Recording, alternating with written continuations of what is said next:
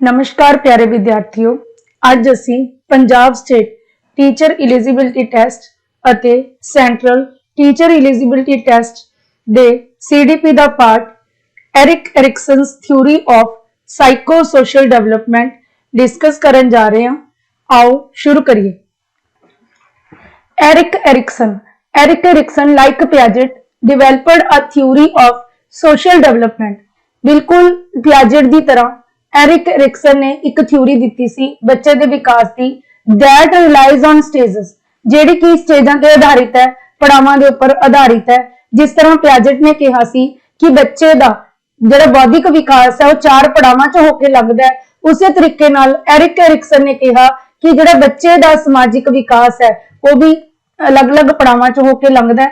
Accept that Erikson thought of stages as a series of psychological और social crisis. इन्हें हरेक stage नूं की मन्निया है, एक लड़ी मन्निया है जिहदे विच मनोविग्यानिक जां सोशल तौर ते कुछ संकट बच्चे दे सामने आउंदे ने। Turning points in a person's relationship and feelings about himself और हरसेल्फ। कहंदा जिहड़ा व्यक्ति हुंदा है, पर्सन हुंदा है, ਉਹਦੇ ਜਿਹੜੇ ਰਿਲੇਸ਼ਨਸ ਨੇ ਉਹਨਾਂ ਦੇ ਵਿੱਚ ਟਰਨਿੰਗ ਪੁਆਇੰਟ ਆਉਣ ਦੇ ਨਾਲ ਕੋਈ ਨਾ ਕੋਈ ਚੇਂਜ ਤਬਦੀਲੀ ਆਉਣ ਦੇ ਨਾਲ ਉਹਦੀਆਂ ਆਪਣੇ ਪ੍ਰਤੀ ਤੇ ਦੂਸਰਿਆਂ ਪ੍ਰਤੀ ਜਿਹੜੀਆਂ ਫੀਲਿੰਗਸ ਨੇ ਉਹ ਚੇਂਜ ਹੋ ਜਾਂਦੀਆਂ ਨੇ। ਠੀਕ ਹੈ, ਉਹਦੇ ਜਿਹੜੇ ਦੂਜਿਆਂ ਨਾਲ ਸੰਬੰਧਿਤ ਹੈ, ਕੁੱਲ ਮਿਲਾ ਕੇ ਸਮਾਜ ਦੇ ਪ੍ਰਤੀ ਉਹਦਾ ਜਿਹੜਾ ਵਰਤਾਰਾ ਹੈ ਉਹ ਬਦਲ ਜਾਂਦਾ ਹੈ। ਈਚ ਕ੍ਰਾਈਸਿਸ ਕੰਸਿਸਟਸ ਆਫ ਅ ਡਾਇਲੇਮਾ। ਹਰੇਕ ਸੰਕਟ ਜਿਹੜਾ ਉਹਨੇ ਉੱਪਰ ਗੱਲ ਕੀਤੀ ਹੈ कि हरेक स्टेज दे विच बच्चे दे अगे कोई संकट हुंदा है। इह संकट इहने किस नूं कहा, एक दुविधापूर्ण स्थिति नूं कहा। Each crisis consists of A dilemma. हरेक संकट एक दुविधा दे रूप विच हुंदा है और चॉइस जां एक विकल्प दे रूप विच हुंदा है। That carries both advantages and risks. इह जिहड़ी चॉइस हुंदी है, विकल्प हुंदी है, इहदे एक पासे तां फायदे हुंदे ने, दूजे पासे नुकसान हुंदे ने। यानी कि जां तां जिहड़ा व्यक्ति है वो फायदे वाली स्टेज चुने ਜਾਂ ਰਿਸਕ ਵਾਲੀ ਚੁਣੇ। But in which one choice or alternative is normally considered more desirable or healthy। ਜਿਹੜਾ ਤਾਂ ਐਡਵਾਂਟੇਜ ਵਾਲੀ ਚੁਆਇਸ ਹੈ ਉਹ ਤਾਂ ਬੰਦੇ ਦੇ ਲਈ ਹੈਲਦੀ ਸਮਝੀ ਜਾਂਦੀ ਹੈ, ਵਿਅਕਤੀ ਦੇ ਵਿਕਾਸ ਦੇ ਵਿੱਚ ਵਧੀਆ ਭੂਮਿਕਾ ਨਿਭਾਉਂਦੀ ਹੈ। how one crisis is resolved। ਹੁਣ ਇਹ ਬੰਦੇ ਦਾ ਜਿਹੜਾ ਇਹ ਸੰਕਟ ਕਿਵੇਂ ਦੂਰ ਹੁੰਦਾ ਹੈ, ਉਹਦੀ ਦੁਵਿਧਾ ਕਿਵੇਂ ਦੂਰ ਹੁੰਦੀ ਹੈ। ਦੁਵਿਧਾ ਨੂੰ ਦੂਰ ਕਰਨ ਦੇ ਵਿੱਚ ਜਿਹੜੀ ਦੂਸਰੇ ਜਿਹੜੇ ਹੈਗੇ ਨੇ ਸਮਾਜ ਦੇ ਵਿਅਕਤੀ, ਪੂਰਾ ਸਮਾਜ किवें सहायता करता है। It affects how later crisis are resolved. ये इस चीज को निर्धारित करता है कि आने वाली जिहड़ी स्टेज है फिर ओदी दुविधा किवें दूर होगी। कुल मिला के अगर बंदे नूं वधिया समाज मिल गया, ओदा पहली स्टेज तो लैके दुविधा का हल वधिया तरीके नाल होण लग गया तां ओदा विकास हैल्दी होएगा ते आने वाले समय दे विच जिहड़ा ओदा संकट जां दुविधा है वो भी बहुत वधिया तरीके नाल हल होएगी। कुल मिला के अगर पॉजिटिव साइड पे रखी गई तो बंदे का विकास बहुत अच्छी गति दे नाल बहुत अच्छे ढंग नाल अगे बढ़ेगा। पर जे किते बाई चांस हालातां दे करके नींह माड़ी रखी गई, जिहड़ा ओदी नेगेटिव साइड विकसित होनी शुरू होगी तां इह ओदी पर्सनैलिटी नूं, ओदे व्यक्तित्व नूं नेगेटिवली अफेक्ट करेगा। The resolution also helps to create an individual's developing personality. ये जिहड़ा रेजोल्यूशन है, समझौता है, ये मदद करदा है एक व्यक्ति नूं अपनी परसनैलिटी में विकसित करने दे विच। यानी कि उन्हें संकट नूं किवें रिजॉल्व कीता है, ये उसकी परसनैलिटी नूं निर्धारित करेगा। Erikson proposed 8 crisis that extend from birth through old age. हुण एक चीज होर ध्यान च रखनी है, पियाजेट दी जिहड़ी थ्योरी सी ये सिर्फ एडोलसेंट तक जाके पूरी हो जाती सी, पर जिहड़ी एरिक्सन दी थ्योरी है ये बच्चे दे जन्म तो लैके बुढ़ापे तक जाती है ते पूरी जिहड़ी लाइफ है बंदे दी इन्हें 8 स्टेजेस दे विच बंधी हुई है। Conflict during each stage. Each stage in Erikson's theory builds on the preceding stage. हरेक स्टेज है जिहड़ी पहला वाली स्टेज के उपर आधारित है and paves the way for the following period of development. ते आने वाले समय विकास दे विच जिहड़ा आने वाला समय है उहदे लई रस्ता तैयार करदी है। यानी कि पहली स्टेज दूजी स्टेज लई रस्ता तैयार करेगी, दूजी स्टेज तीसरी स्टेज लई रस्ता तैयार करेगी and so on. In each stage, Erikson believed people experience a conflict। हरेक स्टेज दे ऊपर लोग एक संकट अनुभव करते हैं that serves as a turning point in development, जेड़ा के ओदे विकास दे विच एक मोड़ दे रूप विच काम करदा है। पहली स्टेज दी गल करदे हां, ट्रस्ट वर्सस मिसट्रस्ट। इहदा जिहड़ा समा हुंदा है 0 तो लैके 1 साल तक दा हुंदा है। ਇਹਦਾ ਕਾਰਨ ਕੀ ਹੈ? ਕਿਉਂਕਿ ਇਸ ਸਮੇਂ ਦੌਰਾਨ ਬੱਚਾ ਪੂਰੀ ਤਰ੍ਹਾਂ ਮਾਂ-ਬਾਪ ਤੇ ਜਾਂ ਕੇਅਰ ਟੇਕਰ ਦੇ ਉੱਪਰ ਨਿਰਭਰ ਹੁੰਦਾ ਹੈ। The stage of Erickson's theory of psychosocial development occurs between birth and 1 year of age and is the most fundamental stage in life। ਜਿਹੜੀ ਇਹ 0 ਤੋਂ 1 ਸਾਲ ਦੀ ਏਜ ਹੈ, ਇਹ ਬੱਚੇ ਦੇ ਵਿਕਾਸ ਦੇ ਵਿੱਚ ਇੱਕ ਬੁਨਿਆਦੀ ਭੂਮਿਕਾ ਨਿਭਾਉਂਦੀ ਹੈ, ਬੁਨਿਆਦੀ ਸਟੇਜ ਹੁੰਦੀ ਹੈ। Because an infant is utterly dependent, developing trust is based on the dependability and quality of the child's caregivers। ਕਹਿੰਦਾ ਇਸ ਸਮੇਂ ਦੇ ਦੌਰਾਨ ਬੱਚਾ ਪੂਰੀ ਤਰ੍ਹਾਂ ਨਿਰਭਰ ਹੈ, ਖਾਣਾ ਪੀਣਾ ਪੋਟੀ ਸੁਸੂ ਜੋ ਵੀ ਹੈ ਉਹਦੀਆਂ ਸਾਰੀਆਂ ਸਰੀਰਕ ਕਿਰਿਆਵਾਂ ਦੇ ਲਈ ਉਹ ਪੂਰੀ ਤਰ੍ਹਾਂ ਦੂਜਿਆਂ ਤੇ ਨਿਰਭਰ ਹੈ। ਤਾਂ ਇਸ ਸਿਚੁਏਸ਼ਨ ਦੇ ਵਿੱਚ ਦੂਜੇ ਉਹਦੀ ਕੇਅਰ ਕਿਵੇਂ ਕਰਦੇ ਨੇ, ਚਾਹੇ ਉਹ ਮਾਂ ਹੈ ਚਾਹੇ ਕੋਈ ਆਇਆ ਹੈ, ਕੋਈ ਵੀ ਕੇਅਰ ਟੇਕਰ ਹੈ, ਉਹ ਉਸਦੀ ਕਿਵੇਂ ਕੇਅਰ ਕਰਦੇ ਨੇ, ਇਹ ਉਹਦੇ ਅੰਦਰ ਵਿਸ਼ਵਾਸ ਦੀ ਧਾਰਨਾ ਨੂੰ ਪੈਦਾ ਕਰਨ ਜਾਂ ਵਿਸ਼ਵਾਸ ਨੂੰ ਖਤਮ ਕਰਨ ਦੇ ਵਿੱਚ ਭੂਮਿਕਾ ਨਿਭਾਉਂਦਾ ਹੈ। If a caregiver fails to provide adequate care and love, ਜੇ ਧਿਆਨ ਰੱਖਣ ਵਾਲੇ ਬੰਦੇ ਉਹਨੂੰ ਪ੍ਰੋਪਰ ਕੇਅਰ ਤੇ ਪਿਆਰ ਨਹੀਂ ਦੇ ਸਕਣਗੇ, the child will come to feel that they cannot trust। ਤਾਂ ਬੱਚੇ ਦੇ ਅੰਦਰ ਕੀ ਭਾਵ ਪੈਦਾ ਹੋਣਗੇ, ਕਿਹੜੀ ਫੀਲਿੰਗ ਆਊਗੀ ਕਿ ਜਿਹੜਾ ਇਹ ਸੰਸਾਰ ਹੈ ਇਹ ਟਰਸਟ ਕਰਨ ਦੇ ਯੋਗ ਨਹੀਂ ਹੈ, ਕਿਸੇ ਤੇ ਵਿਸ਼ਵਾਸ ਨਹੀਂ ਕੀਤਾ ਜਾ ਸਕਦਾ, ਔਰ depend upon the adults in their life. ਯਾਨੀ ਕਿ ਉਹ ਕੀ ਕਰਨਗੇ ਫਿਰ, ਮਤਲਬ ਉਹ ਉਹਨਾਂ ਦੇ ਅੰਦਰ ਫੀਲਿੰਗ ਹੋਊਗੀ ਕਿ ਕਿਸੇ ਦੇ ਉੱਪਰ ਡਿਪੈਂਡੈਂਟ ਨਹੀਂ ਰਿਹਾ ਜਾ ਸਕਦਾ ਥਰੂ ਆਊਟ ਦਾ ਲਾਈਫ। ਉਹਨਾਂ ਦਾ ਜਿਹੜਾ ਸ਼ੁਰੂ ਤੋਂ ਹੀ ਸੰਸਾਰ ਦੇ ਪ੍ਰਤੀ ਜਾਂ ਆਲੇ ਦੁਆਲੇ ਦੇ ਪ੍ਰਤੀ ਰਵੱਈਆ ਉਹ ਨੈਗੇਟਿਵ ਵਿਕਸਿਤ ਹੋ ਜਾਊਗਾ, ਯਾਨੀ ਕਿ ਉਹਦੇ ਅੰਦਰ ਮਿਸਟਰਸਟ ਗੈਰ ਵਿਸ਼ਵਾਸ ਦੀ ਭਾਵਨਾ ਪੈਦਾ ਹੋ ਜਾਊਗੀ। ਇਹਦੇ contrary, if a child successfully develops trust, ਜੇ ਉਹਦੇ ਵਿੱਚ ਚੰਗੀ ਕੇਅਰ ਮਿਲ ਗਈ ਉਹਨੂੰ ਬਚਪਨ ਦੇ ਵਿੱਚ ਸ਼ਿਸ਼ੂ ਕਾਲ ਦੇ ਵਿੱਚ, ਤਾਂ ਉਹਦੇ ਵਿੱਚ ਵਿਸ਼ਵਾਸ ਦੀ ਭਾਵਨਾ ਪੈਦਾ ਹੋ ਜਾਏਗੀ। The child will feel safe, ਸੁਰੱਖਿਅਤ ਮਹਿਸੂਸ ਕਰੇਗਾ, secure in the world. Failure to develop trust will result in fear, ਜੇ ਉਹਦੇ ਅੰਦਰ ਭਰੋਸਾ ਪੈਦਾ ਨਾ ਹੋਇਆ, ਯਾਨੀ ਕਿ ਉੱਪਰ ਵਾਲੀ ਕੰਡੀਸ਼ਨ ਆ ਗਈ, ਉਹਦੀ ਕੋਈ ਪ੍ਰੋਪਰ ਕੇਅਰ ਨਹੀਂ ਕਰ ਰਿਹਾ, ਜਿਵੇਂ ਅਸੀਂ ਸੜਕਾਂ ਬਣਾਉਣ ਵਾਲੇ ਦੇਖਦੇ ਆ, ਉਹ ਵਿਚਾਰੇ ਆਪਣੇ ਕੰਮ 'ਚ ਲੱਗੇ ਰਹਿੰਦੇ ਨੇ, ਬੱਚੇ ਸੜਕਾਂ ਦੇ ਕਿਨਾਰੇ ਦਰਖਤਾਂ ਦੇ ਨਾਲ ਕੱਪੜਾ ਬੰਨ੍ਹ ਕੇ ਪਾ ਛੱਡਦੇ ਨੇ ਤੇ ਉਹਨਾਂ ਦੇ ਮੂੰਹ ਦੇ ਵਿੱਚ ਦੁੱਧ ਦੀ ਬਜਾਏ ਪਾਣੀ ਦੀ ਸ਼ੀਸ਼ੀ ਦੇ ਦਿੰਦੇ ਨੇ, ਤਾਂ ਉਹ ਬੱਚਾ ਕੀ ਉਹਦੀ ਕੇਅਰ ਹੋ ਰਹੀ ਹੈ ਪ੍ਰੋਪਰ, ਤਾਂ ਉਹਦੇ ਅੰਦਰ ਟਰਸਟ ਦੀ ਭਾਵਨਾ ਕਿਵੇਂ ਆਏਗੀ? Failure to develop trust will result in fear, ਉਹਦੇ ਅੰਦਰ ਡਰ ਦੀ ਭਾਵਨਾ ਪੈਦਾ ਹੋਏਗੀ, and a belief that world is inconsistent and unpredictable, ਤੇ ਉਹਨਾਂ ਦੇ ਅੰਦਰ ਕੀ ਭਾਵਨਾ ਹੋਊਗੀ ਕਿ ਸੰਸਾਰ ਅਸੰਗਤ ਹੈ ਤੇ ਇਹਦੇ ਤੇ ਭਰੋਸਾ, ਇਹਦੇ ਬਾਰੇ ਵੀ ਅਨੁਮਾਨ ਲਗਾਉਣਾ ਅਸੰਭਵ ਹੈ। No child is going to develop a sense of 100% trust or 100% doubt। ਹੁਣ ਐਰਿਕਸਨ ਕੀ ਕਹਿੰਦਾ ਕਿ ਕੋਈ ਵੀ ਬੱਚੇ ਨੂੰ ਅਜਿਹੇ ਹਾਲਾਤ ਨਹੀਂ ਮਿਲਣੇ ਚਾਹੀਦੇ ਕਿ ਜਾਂ ਤਾਂ ਉਹ ਪੂਰੀ ਤਰ੍ਹਾਂ 100% ਟਰਸਟ ਤੇ ਵੀ ਚਲਾ ਜਾਵੇ ਜਾਂ 100% ਡਾਊਟ ਤੇ ਚਲਾ ਜਾਵੇ, ਯਾਨੀ ਕਿ ਨਾ ਤਾਂ ਉਹ ਪੂਰੀ ਤਰ੍ਹਾਂ ਦੂਜਿਆਂ ਤੇ ਡਿਪੈਂਡੈਂਟ ਹੋਵੇ ਤੇ ਨਾ ਹੀ ਪੂਰੀ ਤਰ੍ਹਾਂ ਦੂਜਿਆਂ ਤੇ ਡਿਪੈਂਡੈਂਟ ਹੋਣ ਦੀ ਭਾਵਨਾ ਦਾ ਤਿਆਗ ਕਰੇ। ਉਹਦਾ ਸਹੀ ਵਿਕਾਸ ਤਾਂ ਹੋਊਗਾ ਜੇ ਉਹਦੇ ਵਿੱਚ ਦੋਵਾਂ ਦਾ ਰਲਿਆ ਮਿਲਿਆ ਰਿਜ਼ਲਟ ਹੋਊਗਾ। Ericsson believed that successful development was all about striking a balance between the two opposing sides। ਤਾਂ ਜਿਹੜੀ ਬੱਚੇ ਦਾ ਵਿਕਾਸ ਹੈ ਉਹ ਕਾਹਦੇ ਤੇ ਨਿਰਭਰ ਕਰਦਾ ਹੈ ਕਿ ਕਿੰਨੀ ਸਫਲਤਾਪੂਰਵਕ ਉਹਨੇ ਇਹਨਾਂ ਦੋ ਨੈਗੇਟਿਵ ਕੋਨਿਆਂ ਦੇ ਵਿਚਾਲੇ ਆਪੋਜ਼ਿਟ ਸਾਈਡ ਦੇ ਵਿੱਚ ਬੈਲੈਂਸ ਨੂੰ ਸਥਾਪਿਤ ਕੀਤਾ ਹੈ। ਠੀਕ ਹੈ, ਯਾਨੀ ਕਿ ਜ਼ਿਆਦਾਤਰ ਉਹਦੇ ਚ ਟਰਸਟ ਦੀ ਭਾਵਨਾ ਹੋਣੀ ਚਾਹੀਦੀ ਹੈ, ਜਿਹਦੇ ਵਿੱਚ ਥੋੜੀ ਜਿਹੀ ਡਾਊਟ ਦੀ ਭਾਵਨਾ ਵੀ ਹੋਣੀ ਜ਼ਰੂਰੀ ਹੈ। ਜੇ 100% ਟਰਸਟ ਕਰਨ ਲੱਗ ਗਿਆ ਤਾਂ ਆਉਣ ਵਾਲੇ ਸਮੇਂ 'ਚ ਬਹੁਤ ਜ਼ਿਆਦਾ ਉਹ ਕੀ ਕਰੇਗਾ, ਧੋਖਾ ਖਾਏਗਾ। ਜਦੋਂ ਟਰਸਟ ਤੇ ਡਾਊਟ ਨੂੰ ਰਲ ਮਿਲ ਕੇ ਬੱਚੇ ਦਾ ਸਹੀ ਵਿਕਾਸ ਹੁੰਦਾ ਹੈ ਤਾਂ ਉਹਦੇ ਅੰਦਰ ਹੋਪ ਦੀ ਵਿਰਚੂ ਪੈਦਾ ਹੁੰਦੀ ਹੈ। ਉਹਦੀ ਜਿਹੜੀ ਨਵੀਂ ਵਿਰਚੂ, ਨਵੀਂ ਉਹਦੇ ਚ ਕੁਆਲਿਟੀ ਬੱਚੇ ਦੀ ਪਰਸਨੈਲਿਟੀ ਵਿੱਚ ਆਏਗੀ, ਉਹ ਹੋਏਗੀ ਉਮੀਦ। ਠੀਕ ਹੈ, ਹੁਣ ਇਹ ਉਮੀਦ ਪੂਰੀ ਹੁੰਦੀ ਹੈ ਜਾਂ ਟੁੱਟਦੀ ਹੈ, ਇਹ ਡਿਪੈਂਡ ਕਰੂਗਾ ਸੁਸਾਇਟੀ ਦੇ ਉੱਪਰ। ਸੈਕਿੰਡ ਸਟੇਜ ਜਿਹੜੀ ਆਉਂਦੀ ਹੈ that is autonomy versus shame and doubt। Second stage of Ericsson theory development takes place during early childhood. ਇਹ ਜਿਹੜੀ ਸਟੇਜ ਹੈ ਬੱਚੇ ਦੀ अर्ਲੀ ਚਾਈਲਡਹੁੱਡ ਦੀ ਹੈ and is focused on child developing a greater sense of personal control। ਇਹ ਉਹ ਅਵਸਥਾ 1 ਸਾਲ ਤੋਂ ਬਾਅਦ ਦੀ ਜਿਹਦੇ ਵਿੱਚ ਬੱਚਾ ਆਪਣਾ ਨਿੱਜੀ ਨਿਯੰਤਰਣ ਕਰਨਾ ਸਿੱਖਦਾ ਹੈ। ਟਾਇਲਟ ਟ੍ਰੇਨਿੰਗ ਉਹਦੀ ਹੁੰਦੀ ਹੈ। At this point in development, children are just starting to gain a little independence। ਇਹ ਉਹ ਸਮਾਂ ਉਹਨਾਂ ਦੀ ਵਿਕਾਸ ਦੇ ਵਿੱਚ ਜਦੋਂ ਉਹ ਥੋੜੀ ਜਿਹੀ ਆਜ਼ਾਦੀ, ਆਪਣਾ ਨਿਯੰਤਰਣ ਖੁਦ ਕਰਨਾ ਸਿੱਖਦੇ ਨੇ, ਸਟਾਰਟ ਕਰਦੇ ਨੇ। They are starting to perform basic functions on their own।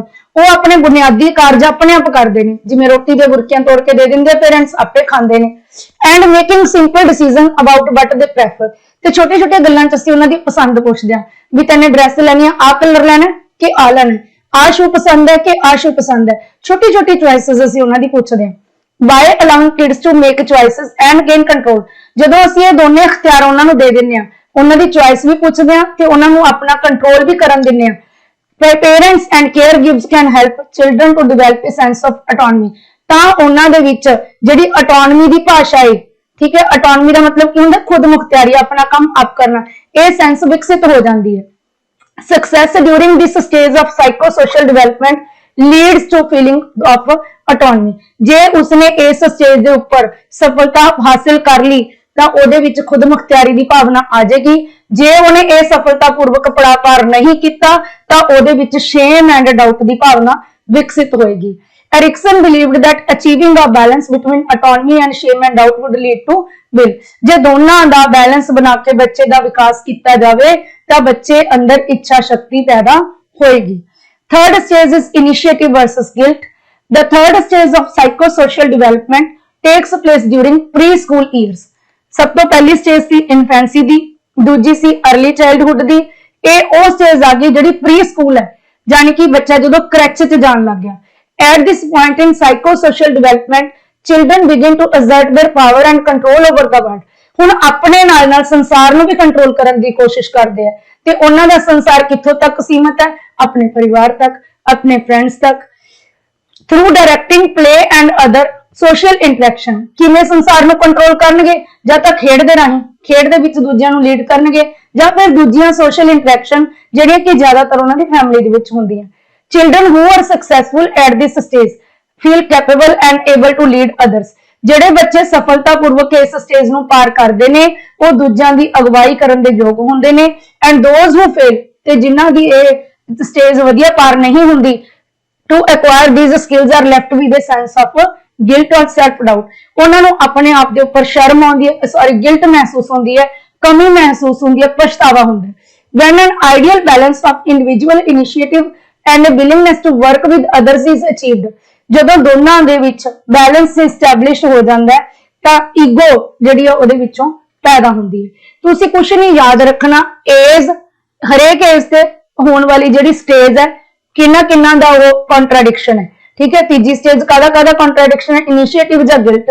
ਤੇ ਦੋਨਾਂ ਦੇ ਸੁਮੇਲ ਤੋਂ ਪੈਦਾ ਹੋਣ ਵਾਲੀ ਵਿਰਚੂ ਨੂੰ ਵੀ ਤੁਸੀਂ ਯਾਦ ਰੱਖਣਾ ਹੈ। ਨੈਕਸਟ ਹੈ ਜੀ fourth stage, industry versus inferiority. The fourth psychosocial stage takes place during early school years। ਪਹਿਲੀ ਸਟੇਜ ਸੀ ਪ੍ਰੀ ਸਕੂਲ ਵਾਲੀ, ਇਹ ਹੈਗੀ ਹੈ अर्ਲੀ ਸਕੂਲ ਵਾਲੀ, ਜਦੋਂ ਬੱਚਾ ਜੇ ਪ੍ਰਾਇਮਰੀ ਸੈਕਸ਼ਨ 'ਚ ਦਾਖਲ ਹੋਇਆ ਤੇ ਲਗਭਗ 5 ਤੋਂ 11 ਸਾਲ ਦੀ ਉਮਰ ਤੱਕ ਇਹ ਹੁੰਦੀ ਹੈ। Through social interaction, children begin to develop a sense of pride in their accomplishments। ਜਦੋਂ ਉਹ ਦੂਜਿਆਂ ਦੇ ਨਾਲ ਵਿਚਰਦੇ ਨੇ ਤਾਂ ਆਪਣੇ ਅੰਦਰ ਪ੍ਰਾਈਡ, ਮਾਣ ਦੀ ਭਾਵਨਾ ਵਿਕਸਿਤ ਕਰਦੇ ਨੇ ਆਪਣੀਆਂ ਯੋਗਤਾਵਾਂ ਨੂੰ ਦਿਖਾ ਕੇ। Children need to cope with new social and academic demands। ਇਸ ਸਮੇਂ ਬੱਚਾ ਨਵਾਂ ਸਕੂਲ 'ਚ ਦਾਖਲ ਹੋਇਆ ਹੁੰਦਾ ਹੈ, ਉਹਦੇ ਲਈ ਸਮਾਜ ਵੀ ਨਵਾਂ ਹੁੰਦਾ ਹੈ ਤੇ ਸਕੂਲ 'ਚ ਮਿਲਣ ਵਾਲੇ ਕੰਮ ਵੀ ਨਵੇਂ ਹੁੰਦੇ ਨੇ ਤੇ ਬੱਚੇ ਨੂੰ ਲੋੜ ਹੁੰਦੀ ਹੈ ਕਿ ਉਹ ਇਹਨਾਂ ਦੇ ਨਾਲ ਆਪਣੇ ਆਪ ਨੂੰ ਕੀ ਕਰੇ, ਸੈੱਟ ਕਰੇ।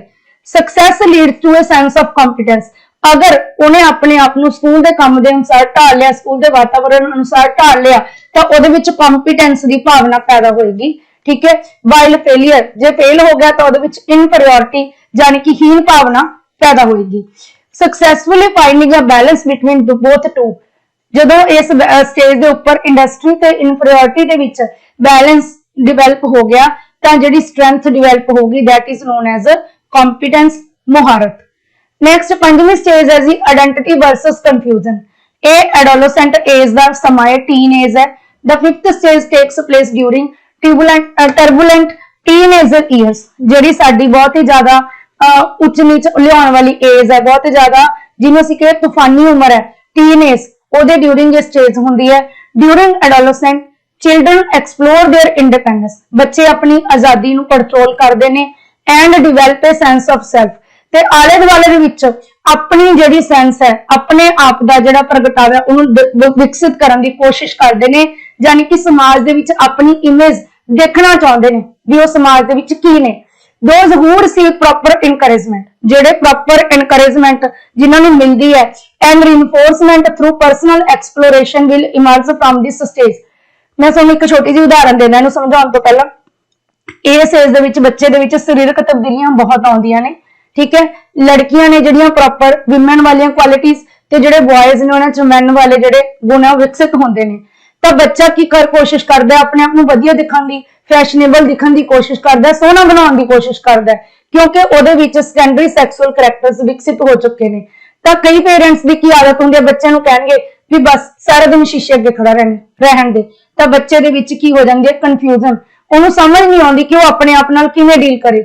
ਉਹ ਮਨ ਦੇ ਵਿੱਚ ਸੋਚਦਾ ਹੈ ਕਿ ਜਿਹੜੀਆਂ ਮੇਰੇ 'ਚ ਚੇਂਜਸ ਆਈਆਂ, ਜਿਵੇਂ ਲੜਕੀਆਂ ਸੋਚਦੀਆਂ ਕਿ ਅਗਰ ਬ੍ਰੈਸਟਸ ਦੀ ਇਨਲਾਰਜਮੈਂਟ ਹੈ ਤਾਂ ਉਹਦੇ 'ਚ ਮੇਰਾ ਕੀ ਕਸੂਰ ਹੈ, ਠੀਕ ਹੈ। ਤਾਂ ਉਹਨੂੰ ਆਪਣੇ ਆਪ ਨੂੰ ਸੋਹਣਾ ਬਣਾਉਣ ਦੇਣਾ ਚਾਹੀਦਾ ਤਾਂ ਕਿ ਉਹ ਆਪਣੇ ਆਪ ਨੂੰ ਐਜ਼ ਅ ਵਿਮਨ ਆਇਡੈਂਟੀਫਾਈ ਕਰ ਸਕੇ। ਸਿਮਿਲਰਲੀ ਬॉयਜ਼, ਅਗਰ ਉਹ ਆਪਣੀ ਮੁੱਛਾਂ ਨੂੰ ਟ੍ਰਿਮ ਕਰਾਉਣਾ ਚਾਹੁੰਦੇ ਨੇ, ਅੱਛੀ ਸ਼ੇਪ ਦੇਣਾ ਚਾਹੁੰਦੇ ਨੇ, ਦੈਨ ਗੋ ਫॉर दैट।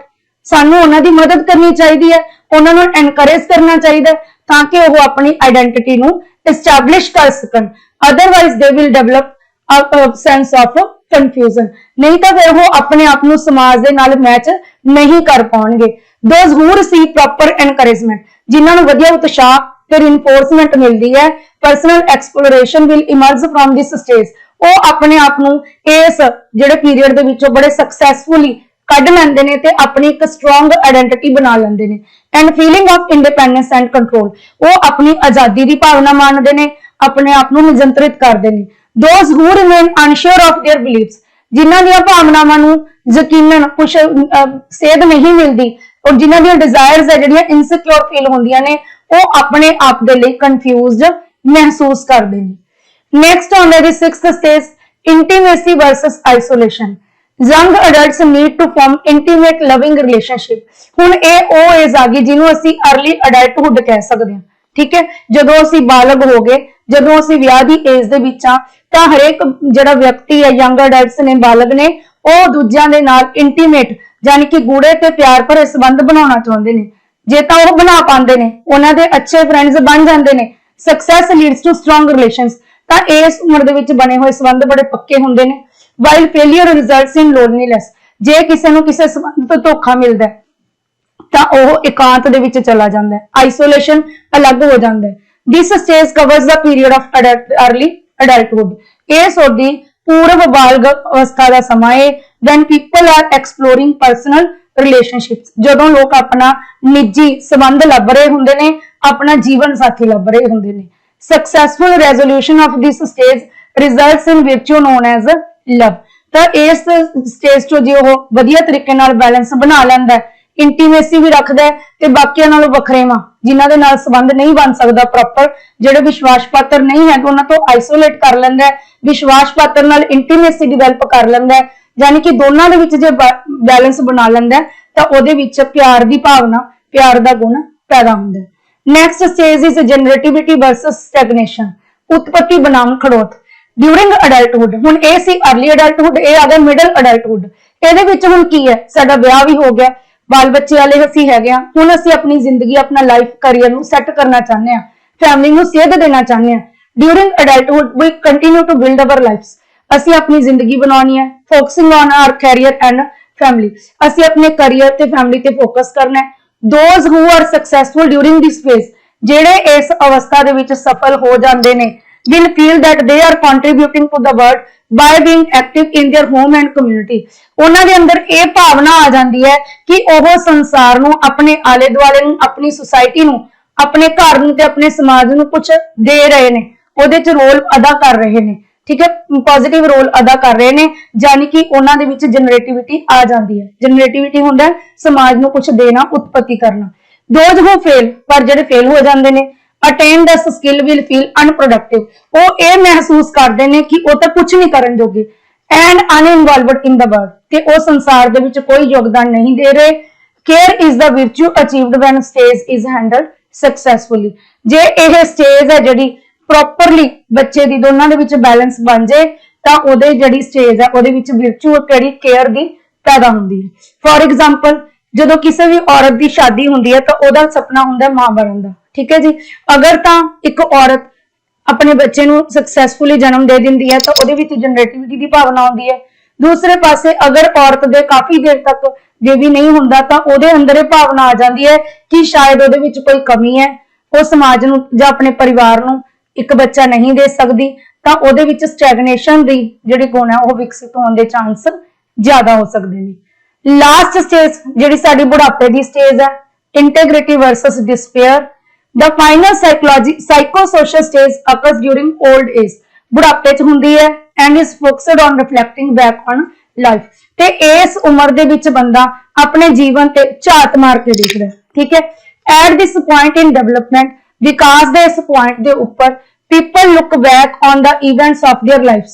लोग अपनी जिंदगी दी घटनावां ते नजर मारदे ने and determine ते निर्णय करदे ने, निर्धारित करदे ने if they are happy with the life, कि वो जिंदगी तो खुश ने, that they lived, जेडी उन्होंने जी, और if they regret the things they did or did not do, जे ਉਹ ਜਾਂ ਫਿਰ ਉਹ ਕੀ ਕਰਦੇ ਨੇ, ਜਾਂ ਤਾਂ ਖੁਸ਼ ਹੁੰਦੇ ਨੇ ਜਾਂ ਉਹਨਾਂ ਨੂੰ ਆਪਣੀ ਜ਼ਿੰਦਗੀ ਤੇ ਪਛਤਾਵਾ ਹੁੰਦਾ ਹੈ ਵੀ ਕਾਸ਼ ਮੈਂ ਇਹ ਕਰ ਸਕਦਾ ਹੁੰਦਾ, ਮੈਂ ਇਹ ਨਹੀਂ ਕਰ ਸਕਿਆ।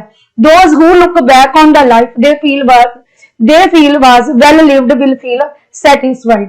ਜਦੋਂ ਉਹ ਜ਼ਿੰਦਗੀ ਤੇ ਵਧੀਆ ਪੋਜ਼ਿਟਿਵ ਤਰੀਕੇ ਨਾਲ ਝਾਤ ਮਾਰ ਕੇ ਦੇਖਦੇ ਨੇ ਕਿ ਉਹਨਾਂ ਨੇ ਜ਼ਿੰਦਗੀ ਵਧੀਆ ਜੀ, ਉਹ ਸੈਟੀਸਫਾਈਡ ਮਹਿਸੂਸ ਕਰਦੇ ਨੇ and ready to face the end of their lives with a sense of peace। ਤੇ ਉਹ ਸ਼ਾਂਤੀ ਨਾਲ ਮਰਨ ਲਈ ਤਿਆਰ ਨੇ, ਮਤਲਬ ਉਹਨਾਂ ਨੂੰ ਲੱਗਦਾ ਕਿ ਉਹਨਾਂ ਨੂੰ ਜੇ ਅੱਜ ਵੀ ਮੌਤ ਆ ਜਾਏ ਤਾਂ ਉਹ ਤਿਆਰ ਨੇ।